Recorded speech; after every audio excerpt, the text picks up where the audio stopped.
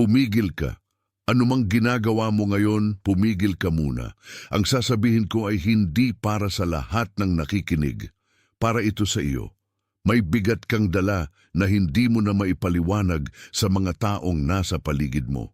May panalangin kang matagal nang nakasabit sa loob ng dibdib mo.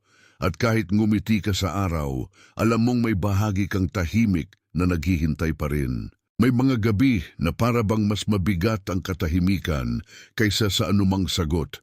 At may mga umagang bumabangon ka na parang may kulang na hindi mo kayang pangalanan.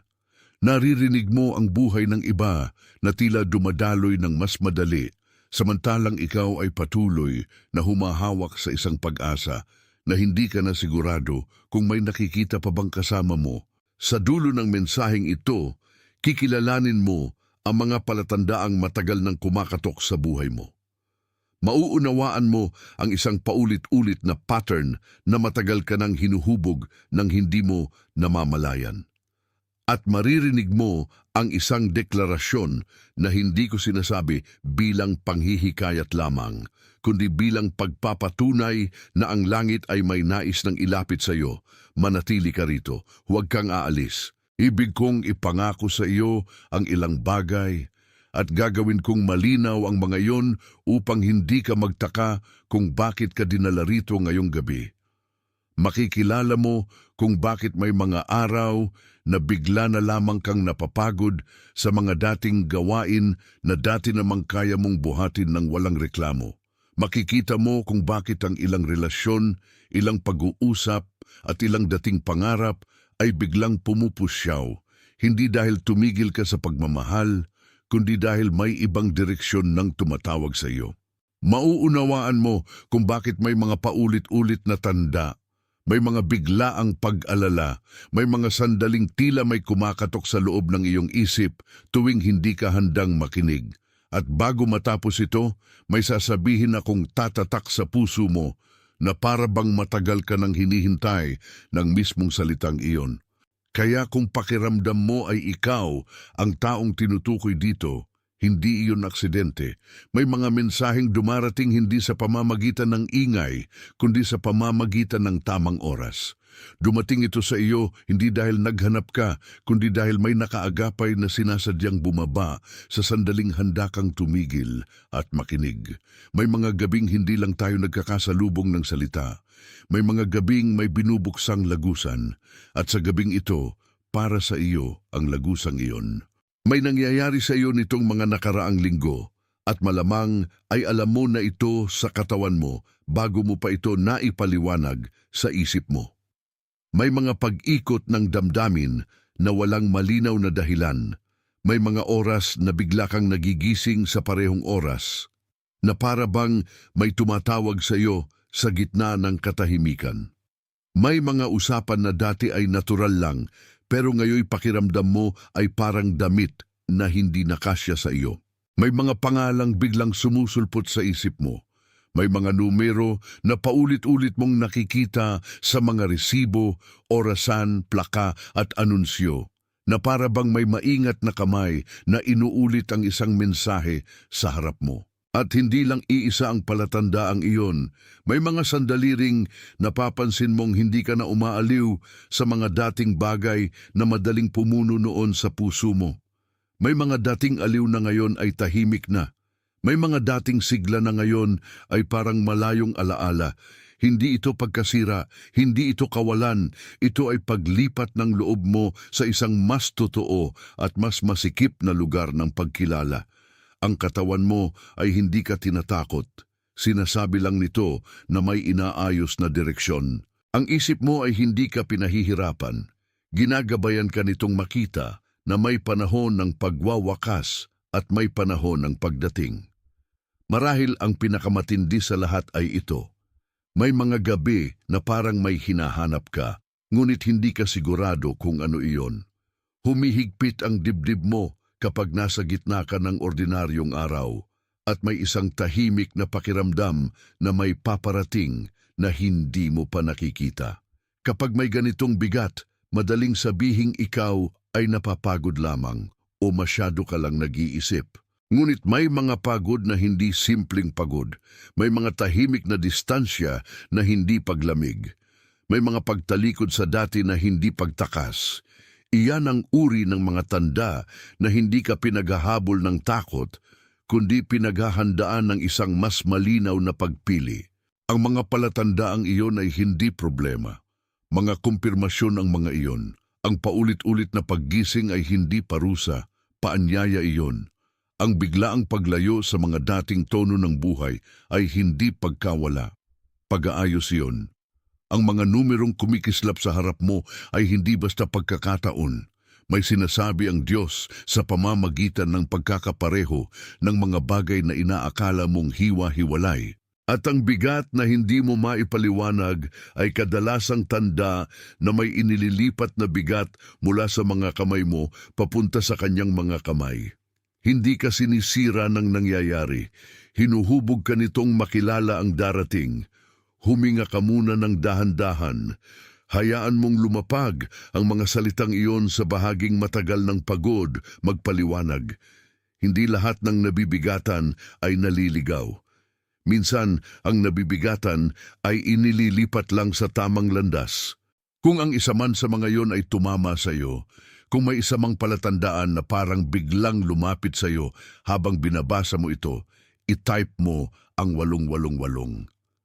Ang 888 ay tanda ng pag-apaw, ng biyayang hindi na kayang ikulong, ng pagsisimulang dumaloy ang matagal nang pinipigil. Ang mga daliri mong nagtatype niyon ay parang tahimik na pagsang-ayon ng iyong espiritu. Ito ang pinakamaikling pagpayag, ngunit totoo ito. I-type mo ang 888, tapos bumalik ka rito sa akin.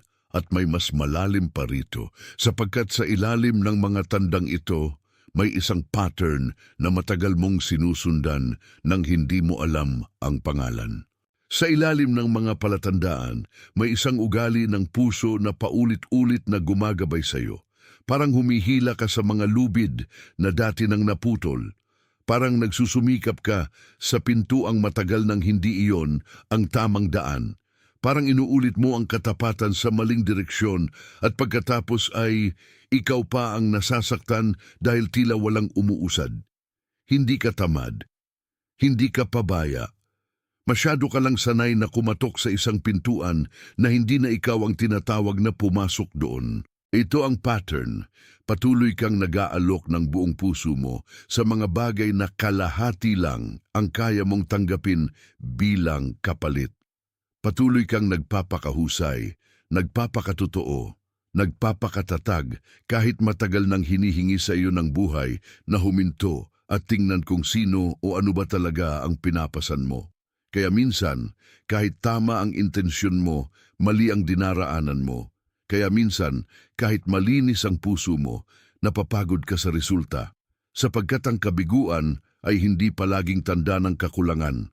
Minsan, tanda ito na mali ang kinakapitan ng iyong lakas at nangyayari ito sa maraming anyo. Sa usapang mahalaga, ikaw ang laging nagbubukas ng pinto. Sa pangarap, ikaw ang laging nauunang sumugod. Sa relasyon, ikaw ang laging nag-aayos ng hindi mo naman sinira. Sa panalangin, ikaw ang laging nagbubuhat ng bigat na hindi naman inilagay sa iyo para ikaw ang mag-isa ang magdala. Kaya habang tumatagal, napagkakamalan mong katapatan ang pagkapit, napagkakamalan mong pananampalataya ang pagkapagod, napagkakamalan mong lakas ang palaging pagsalo. Ngunit may mga sandali na ang tunay na lakas ay ang pagtigil sa maling pagtakbo. Hindi ka kailanman sinabihang mali ang puso mo, ngunit may itinuro sa iyo ang buhay ng maaga na kailangang magtiis bago tumanggap, kailangang magbayad bago mahalin, kailangang magpakatatag bago pakinggan. At mula roon, nagsimula ang pagkapit mo sa mga siklong inuulit ang sarili. Hindi mo ito kasalanan, ngunit ngayon, kailangan mo itong makita. Sapagkat kapag nakita mo ang pattern, hindi mo na ito kailangang sambahin bilang tadhana. At ang masakit na kapalit ng pananatili roon ay tahimik ngunit malalim. Unti-unti nitong kinokondisyon ang puso mo na matakot sa pahinga. Unti-unti nitong kinukumbinsi ang isip mo na ang pagkaubos ay normal. Unti-unti nitong pinapaniwala ang loob mo na ang kapayapaan ay para sa ibang tao, hindi para sa iyo. Kaya kahit may dumadating na mabuting bagay, pinagdududahan mo. Kahit may pagbubukas, nananatili kang nakaambang umatras. Kahit may patunay na may paparating na mas mabuti, kinikilala mo muna ang dating sakit bago mo kilalanin ang bagong awit. Iyon ang presyo ng pananatili sa pattern na hindi mo na kailangan. Ngunit may mas mababa pa sa pattern na ito. May ugat na hindi mo dapat kalimutang makita at doon tayo ngayon dahan-dahang bababa. Isipin mo ang isang hardin na matagal nang nakapinid sa likod ng mataas na pader. Sa loob niyon ay may lupaing hindi tinatamaan ng araw sa tamang oras. May mga ugat na malalim pero matagal nang hindi nakakahinga. May mga dahong gusto sanang sumibol ngunit laging napipigilan ng anino. Ang harding iyon ay hindi patay, nakatago lamang. Naghihintay lamang ng pagbubukas ng dating tarangkahan. At ikaw ang harding iyon sa maraming paraan. May buhay sa loob mo na hindi nawala. Ngunit matagal na hindi nabigyan ng liwanag na nararapat dito. Sa harding iyon, may lumang pader na naitayo noon para sa proteksyon. Noong una, mabuti ang layunin yon. Noong una, pinrotektahan ka nyon laban sa unos, laban sa panlalait, laban sa mga matang walang awa. Ngunit habang tumatagal, ang proteksyon ay naging pagkakakulong. Ang dating takip na nagligtas sa iyo ay naging aninong humahadlang sa iyong pagsikat. Kaya ngayon, marami kang ginagawa nang hindi mo namamalayan na ginagawa mo lamang dahil sanay kang manatili sa loob ng pader. Sanay kang mag-ipon ng sarili. Sanay kang maging tahimik. Sanay kang hindi umasa ng lubusan. At doon nagsimula ang pagkapurol ng iyong sariling tinig, hindi dahil nawala ito, kundi dahil may nagpatong ng katahimikan sa ibabaw nito. May nagsabing mas ligtas ang hindi magsalita ng labis. May nagsabing mas ligtas ang hindi ibunyag ang loob. May nagsabing mas ligtas ang maging matatag kahit walang nakakaalam kung gaano ka napagod.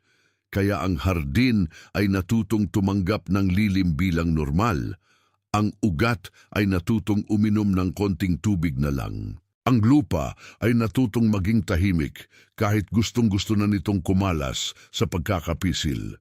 Ngunit ang Diyos ay hindi kailanman nalinlang sa katahimikang iyon. Nakita niya ang lugar sa loob mo na hindi pa rin sumusuko. Nakita niya ang bahagi mong marunong pa ring yumuko sa liwanag kahit matagal nang pinaniwala ang dapat manatili sa dilim. At ang ugat na minsang napahinto ay nagsisimula na ngayong gumalaw muli. Hindi mabilis, hindi magulo, kundi maingat, matatag at may layong ibalik ang daloy sa lugar na matagal nang naputol. Huminto ka muna rito, hayaang pumasok ang larawan. Huwag mong madaliin ang pag-unawa. May mga pagbabagong unang nararamdaman bago maintindihan.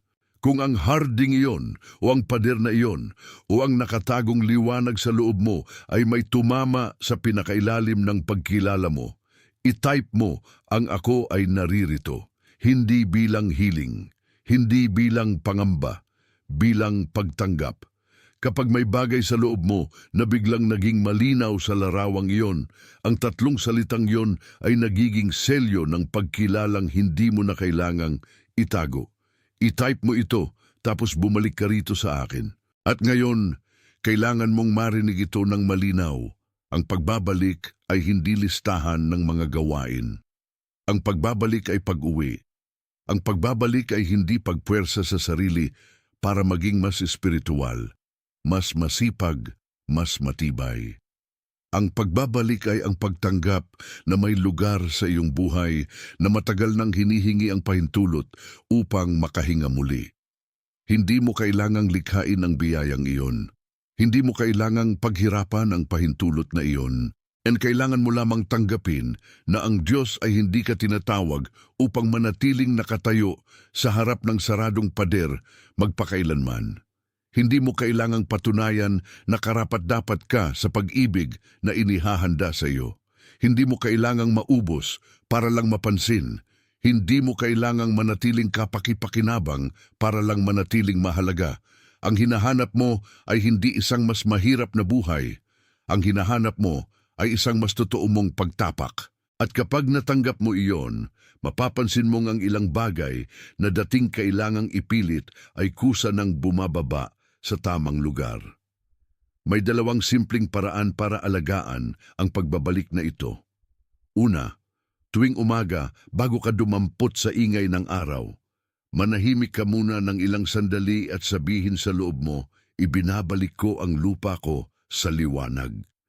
Hindi mo ito sinasabi para magbago ang mundo sa isang iglap. Sinasabi mo ito para maalala ng puso mo kung saan ito nakatanim. Ikalawa, sa gabi bago ka matulog, pangalanan mo ang isang bagay na hindi mo na kailangang bitbitin kinabukasan. Isa lang, hindi 10, hindi marami, isa. Dahil ang pag-alaga sa sarili ay hindi paligsahan ng kabayanihan. Ito ay tahimik na paghingi ng tulong at mahinahong pagsang-ayon na hindi mo kailangang buhatin ang lahat. At habang ginagawa mo iyan, hindi ka sumusubok bumili ng kapayapaan. Tinuturuan mo lang ang katawan mo na tumigil sa pakikipag-away sa ipinagkaloob na sa iyo. Tinuturuan mo ang isip mo na huminto sa pagtakbo sa mga pintuang matagal ng sarado. Tinuturuan mo ang puso mo na makita ang bukas na daan na matagal nang naghihintay sa gilid ng dati mong pagod. Hindi ito malaki sa paningin ng mundo, pero malaki ito sa langit. Sapagkat ang bawat pag-uwi ay may himig na hindi naririnig ng madali ang mata, ngunit kilalang kilala ng Diyos. At may isang sandali ring darating na mararamdaman mong hindi ka na humahabol sa bagong takbo. Hindi ka na nakikipaghabulan sa takot. Hindi ka na nagmamakaawa sa mga pintuang ayaw bumukas. Nakatayo ka na sa loob ng sariling liwanag. Nakasandig ka na sa katotohanang ang pagdating ng tamang pag-ibig, tamang pagtawag, tamang pagkilala ay hindi kailangang ipwersa. Tumatanggap ka na lang. Inaalagaan mo na lang. Iyan ang pagbabalik na inaanyayahan ka na ngayong pasukin kung may bahagi sa iyo na tahimik na sumang-ayon habang sinasabi ko ito. Hayaan mong ang like mo ay maging amen na walang salita, hindi bilang sukatan, bilang pagsang-ayon na ang narinig mo ay tama ang pagkakakilala sa iyo. Huminga ka roon, hayaan mong lumanding ang pagkilala. May mga bagay na hindi kailangang ipagtanggol kapag tunay mong naramdaman ang katotohanan nila. At may isang tao sa buhay mo na biglang pumasok sa isip mo habang sinasabi ko ito. Maaring siya ang taong tahimik, ngunit pagod na pagod na. Maaring siya ang taong palaging nagtataguyod ng lahat, ngunit walang nagtataguyod sa kanya. Maaring siya ang taong nakangiti, ngunit may paderding matagal nang nakatayo sa loob ng dibdib. Kung may mukha kang nakita habang binabasa mo ito, ipadala mo sa kanya ang mensaheng ito. Hindi bilang rekomendasyon, bilang paghahatid. Gaya ng pagdating nito sa iyo ngayong gabi sa tamang oras, sa tamang pagkakataon, sa paraang hindi mo maipapaliwanag, ngunit hindi mo rin matatanggi, dahil ang ipinapasa mo sa iba ay hindi lang salita. Katiyakan ang ipinapasa mo, pagkilala ang ipinapasa mo, at minsan ang pinakamalaking pag-ibig na maibibigay mo ay ang hindi ipagkait sa iba ang mensaheng dumaong muna sa iyo. Ang pag-alala sa isang tao ay maaaring maging daan ng awa. Ang simpleng pagpapasa ay maaaring maging daan ng pagbangon. At kung may isang pangalan o isang mukha na lumitaw sa isip mo ngayon, iyon ay hindi basta gunita. Paanyaya iyon. Bago ito magsara, pakinggan mo ang kasunduang unti-unting nabubuo sa pagitan ng narinig mo at ng loob mo.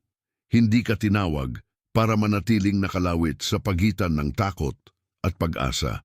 Tinatawag ka para manindigan sa katotohanang ikaw ay nakikita, ikaw ay pinapahinga, ikaw ay itinatago sa tama mong panahon. At ang anumang inihahanda para sa iyo ay hindi malalampasan ng katahimikang matagal nang naging kasama mo. I-type mo ang ako ay pinili. Hindi bilang nais, hindi bilang haka, bilang kumpirmasyon. Ang pagkakatugma na dahan-dahang nabuo sa pagitan ng langit at ng pakikinig mo sa mga nakaraang minuto ay isang katotohanang maaari mong panindigan sa panahong ito. I-type mo ito ng dahan-dahan. Hayaang gawin ng mga daliri mo ang ginagawa na ng Espiritu mo. Ikaw ay pinagtitibay, ikaw ay inihahanda, ikaw ay tinatawag pabalik sa liwanag na hindi na nalulugi sa dilim, ikaw ay hindi naluluwalhati sa pagod, ikaw ay hindi iniwan sa gitna ng paghihintay, ikaw ay pinili upang makilala ang tamang oras ng pagdating, ikaw ay hindi na kailangang mamuhay na parang laging may kulang, ikaw ay tinuturuan ng dahan-dahan na tanggapin ang kabuuan ng ibinibigay na ngayon sa iyo. Ngayong sandali, sa iba't ibang dako ng mundo, may mga pusong katulad mo na tumatanggap din ng parehong pagkilala.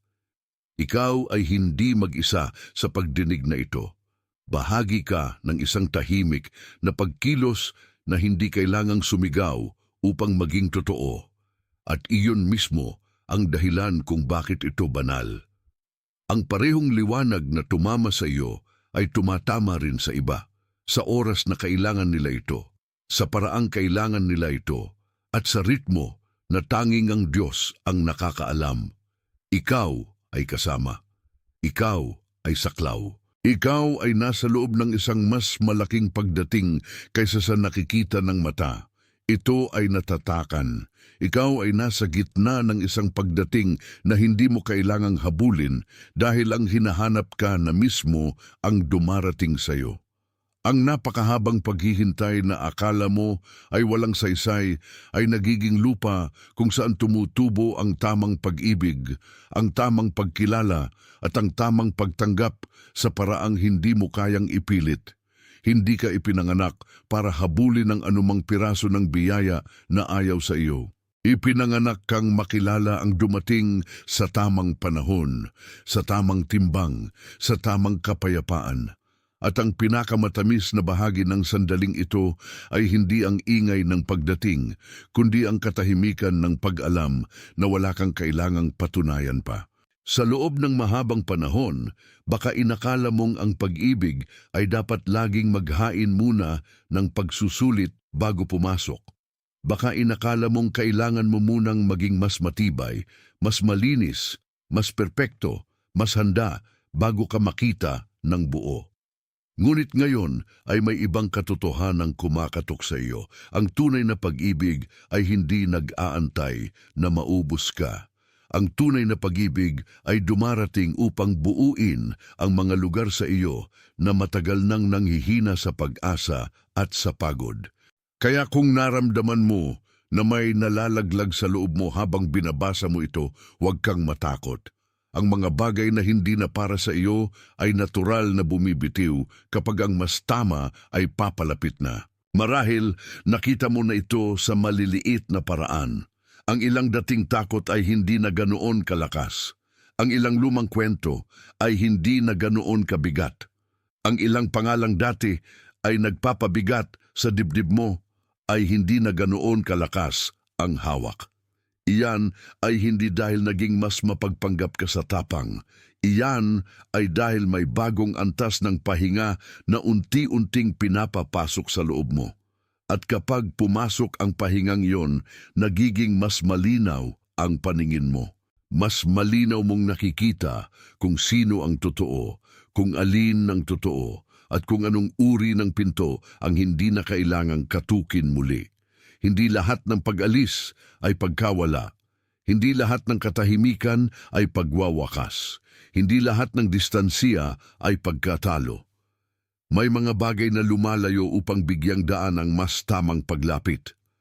May mga tao na lumilitaw lamang kapag tumigil ka ng magpumilit sa maling pwesto. May mga pag-ibig na hindi kayang tumubo sa lupa ng paghabol, kaya kailangan munang tumigil ang kamay at huminga ang puso. Ang tumitibok sa loob mo ngayon ay hindi pag-asa na baliw sa pantasya. Ito ay pagkilala na may mas mataas na kaayusan ang buhay kaysa sa naramdaman mong kaguluhan. Kaya sa sandaling ito, huwag mong pilitin ang sagot. Hayaan mong ang sagot ang lumapit. Huwag mong habulin ang pag-confirm. Hayaan mong ang kumpirmasyon ang dumating nang hindi ka nauubos. Ang matagal mong hiniling ay hindi naging malabo. Inilagay lang sa tamang linya ng langit. At kapag ang langit ang naglinya, hindi kailangang magmadali ang puso. Ang kailangan lamang ay manatiling bukas, manatiling tapat, manatiling handang tanggapin ang mabuti nang hindi ito dinudurog ng pagdududa. Kaya kung may nangyari sa iyo habang binabasa mo ang mga linyang ito, huwag mong baliwalain. Kung may munting init sa dibdib mo, kung may biglang katahimikan sa isip mo, kung may pagluwag na hindi mo maipaliwanag, iyon ang bahagi mo na sumasang-ayon sa direksyon ng pagdating. May mga biyaya na hindi sumisigaw. Lumalapit lang sila sa mga pusong handa ng sumuko sa pagkapilit. At ang iyong puso, kahit ilang beses nang napagod, ay hindi pa tapos tumanggap. Sa harap ng pagbabagong ito, piliin mong huwag nang manghina sa mga lumang tanong. Ano ang luma ay maaari ng iwan? Ano ang tapos na ay maaari ng pasalamatan at ilagay sa tamang lugar? Ano ang matagal nang nakabigkas sa isip mo bilang imposible ay maaari ng bitawan upang ang mas buhay na posibilidad ay makapasok? Hindi mo kailangang sirain ang dating kabanata. Hindi mo kailangang murahin ang mga araw na nagdala sa iyo rito. Kailangan mo lamang kilalanin na may yugto ng natapos at may yugto ng nagsisimula sa hindi mo inaasahang kagandahan. At sa bagong yugto na ito, magiging mahalaga ang kabaitan mo sa sarili. Magsalita ka ng mas maamo sa loob mo. Huwag mong gawing kaaway ang prosesong naglilinis sa iyo. Huwag mong gawing kasalanan ng pagod. Huwag mong tawaging kahinaan ang pagbagal. Minsan ang pinakabanal na bagay na magagawa mo ay huminto sa paghusga sa sarili mo habang may ginagawa ang Diyos sa ilalim ng ibabaw. Ang mga ugat ay hindi sumisigaw habang lumalalim. Ang mga punla ay hindi naghahambog habang binubuo. Ganyan din minsan ang pagbabago mo ngayon, tahimik, malalim, totoo. Kaya kung may isang tao kang naisip, maaring ito na ang sandaling huwag mong sarilinin ang mensaheng ito. Hindi mo kailangang ipaliwanag ng mahaba. Ibigay mo lang ng simple, gaya ng isang ilaw na iniaabot sa gabi sa taong alam mong napapagod din. Maaring siya ang palaging malakas sa paningin ng lahat, ngunit marupok sa katahimikan. Maaring siya ang tahimik, magdasal at tahimik ding umasa. Maaaring siya ang patuloy na nagbibigay kahit halos wala nang naiiwan sa sarili. Kung siya ang lumitaw sa isip mo, hindi iyon aksidente. Iyon ay alaala na ang pag-ibig ay hindi laging matindi ang boses.